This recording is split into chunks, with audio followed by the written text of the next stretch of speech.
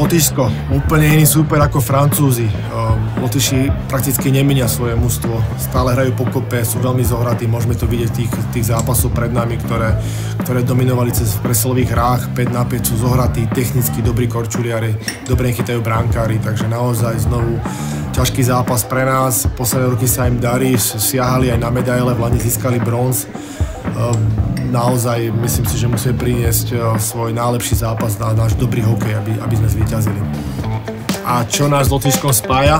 Mňa v prvom rade napadne meno Jurius Šupler, ktorý v Rige trénoval a v podstate je tam celebrita. Veľmi si ho tam vážia a veľmi si ho tam uctievajú. Mali sme tam veľa Slovákov, ktorí hrali KHL a myslím si, že jeden rok aj Marcel Osa dokonca bol najlepší strelec z celej ligy. Myslím si, že Lotyši takisto ako aj my hrajú tímovo a snažia sa držať spolu na tom ľade, aby ako jedno mužstvo, ako jeden človek. A mňa ešte špeciálne napadla jedna príhoda z Liberca, kedy môj lotyšský spoluhráč zaparkoval v nemocnici na heliporte a šiel sa dať ošetriť a tvrdil, že to bolo jediné voľné miesto, ktoré tam bolo. Takže fanúšikovia, buďme k sebe zlatí.